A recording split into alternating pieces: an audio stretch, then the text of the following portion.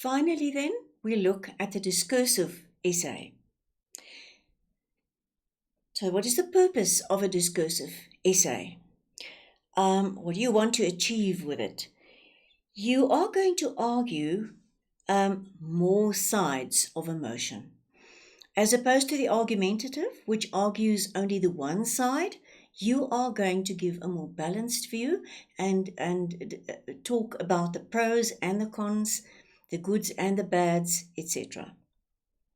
You are going to make sure that you clarify your ideas, that you support and clarify your ideas. You are going to have some information for your support. You're going to do pros and cons, like I said, and basically, just like the argumentative essay, it will be based in argument, not in reflection, for instance. What are the typical features of a discursive essay? Like I said, it is more balanced than an argumentative essay. In a way, it's easier to write because you can give more sides to the story. You've got more access to different types of arguments. You are going to present various sides of a controversial issue. It's basically a formal type of essay, and therefore it has to be very carefully structured in the same way as the argumentative essay must be carefully structured. Some pointers, let's have a look. Once again, you have to use a striking introduction, one that will capture the attention of the reader. And of course, you have to offer some kind of thesis statement in which you are going to summarize and define where you're going with this essay in terms of both sides. It must be there. The introduction is almost like the topic sentence in a paragraph. In other words, that is what you're going to talk about and nothing else. So in other words, in your introduction, you're going to say what you're going to discuss, and that's it. And you're not going to discuss anything else. Nothing that you did not mention already in your introduction. It must most certainly be persuasive, because that's the point of the essay, isn't it so? But never condescending. An argumentative essay as well, you must never resort to being condescending. It's just in bad taste and it doesn't go down well.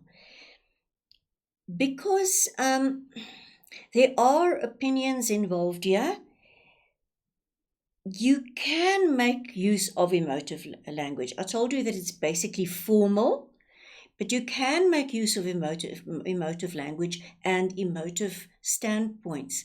But in essence, it must be a structured argument, okay? That is the essence of it. Structure is very important, so you must plan very carefully and be very clear about what you're doing. And make sure that each paragraph expresses only one idea.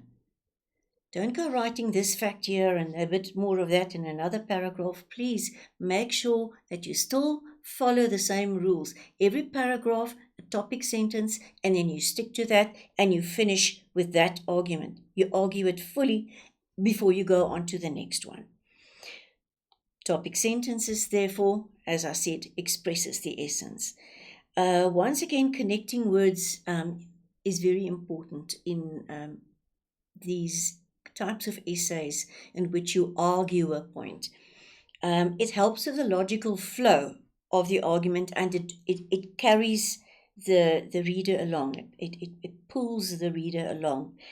Then, of course, in your final paragraph, it must relate to your introduction, where you said, I'm basically going to argue these points for and these points against. And then in the end, you're going to summate and say, I've argued this and that.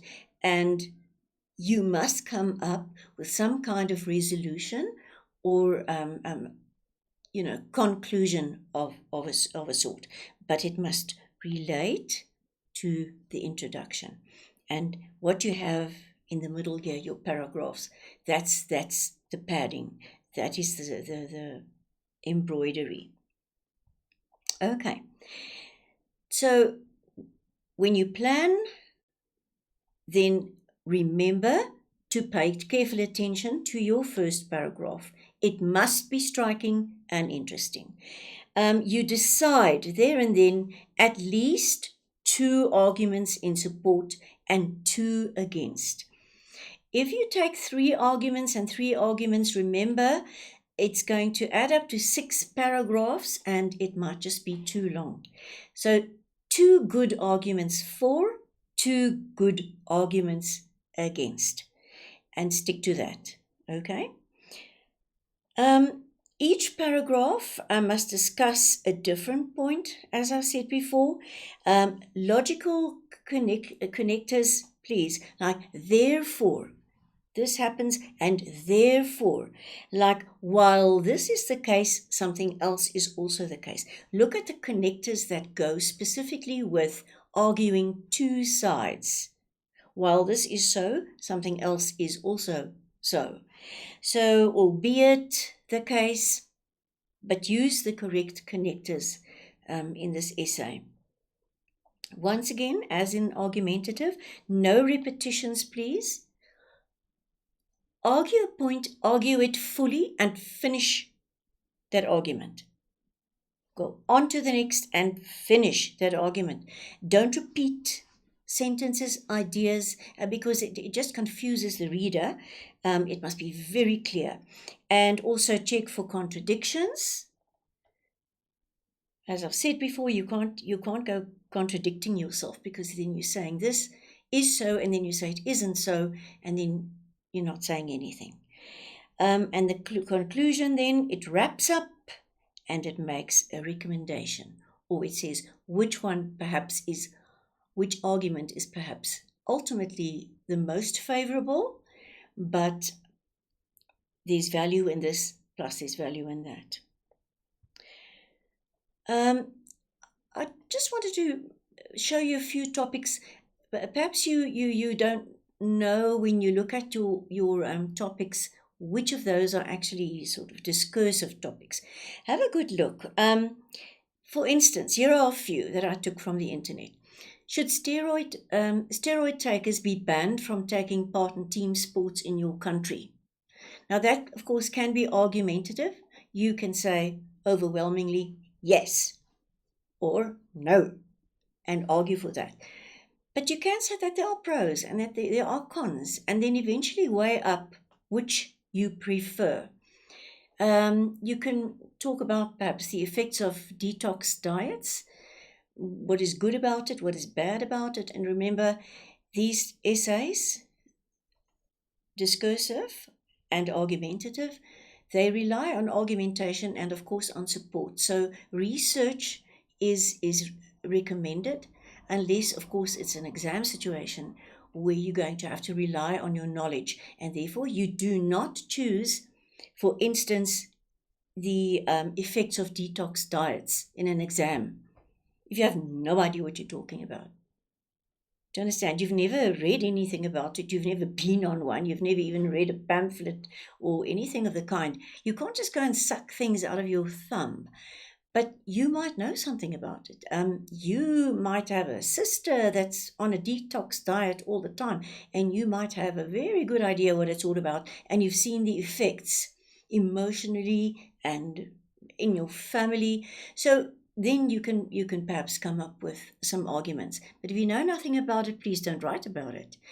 Then the next one is about workplace diversity. Do you think it is good for productivity, or is it perhaps not a very good idea in terms of productivity? And remember to look at your topic very carefully, because it has to do with productivity. Does it enhance productivity to have a diverse group of people in the workplace, or is it perhaps restrictive? And then if so, why? Why do you say that, and in which ways? And then, of course, the balanced idea. Um, the effect of social media, pros, cons. Um, Schwarzenegger, for instance, should famous people in society get involved in politics? You might have very strong ideas about that because of some history or because of whatever interests of your family, etc. Um, is it really necessary to have Facebook if we want to stay in touch with each other? Remember, it has to do with staying in touch. It is one thing to be in touch with somebody and another thing to be on Facebook. It's not quite the same thing. You're going to have to see how you feel about that and what you think is good or bad in terms of staying in touch. Is it better not to have too much of yourself out there, or is it better to be a bit private? You decide. And then, of course, what about peer pressure? What are the advantages, for instance, in a school, and the disadvantages of peer pressure? Now,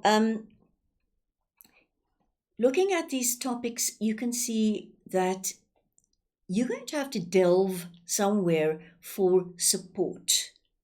And I just thought to myself, have these categories at the back of your mind. If you don't know where to go and find support or arguments, um, just let's go through this list very quickly, because you can go and delve in all of these areas, and sometimes you might be surprised how so even history can help you in tackling this one essay topic. History. You can look at economy. What is the effect on the economy? What has history taught us?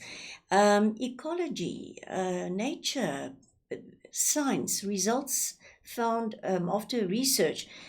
What about morality? About good and bad and philosophy and those kinds of things? Look at society. What is the effect of this and that on society?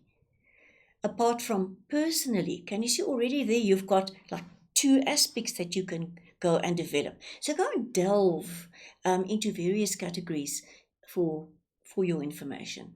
Education, politics, psychology, personal well-being, health, medicine, art, the media.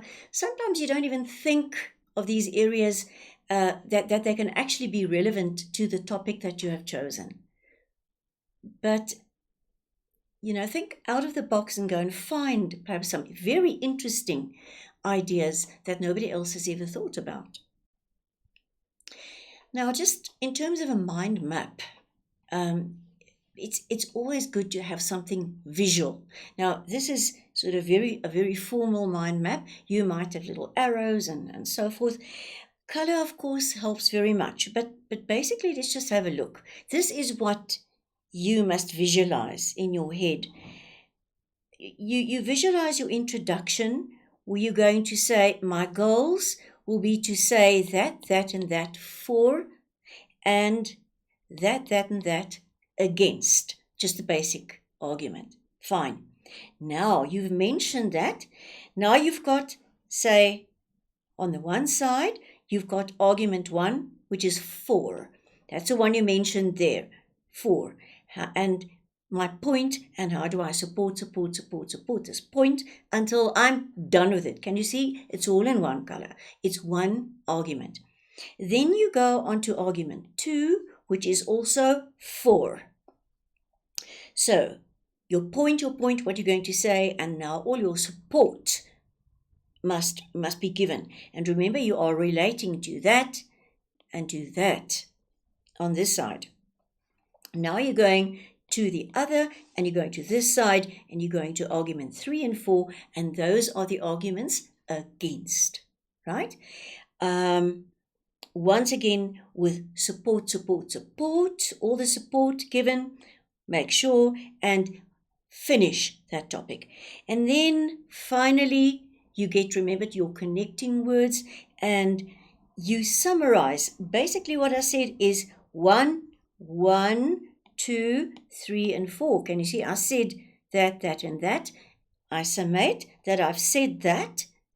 And then, of course, you come to a conclusion or a resolution, and you say, so finally, this is my stance on this topic, and I have supported it. So it's actually a very easy type of essay to write, especially since you can go for and against. And of course, if you want to, it depends entirely on you. You can, of course, go make the first argument for, and then sort of counter that argument in argument 2, then make in argument 3 go for again and counter it for the topic, and then counter it in argument 4. You can do that as long as it's very clear what you are doing. But if you are going to go that route in terms of the chronology, then it must be clear right from the start that that is what you're going to do in argument A, 1, 2, 3, and 4. But a lovely structured type of essay, and as I said, make sure that you go and delve deep for areas where you can go and find proof or support, and you might be surprised what you can come up with. So good luck with writing your discursive essay.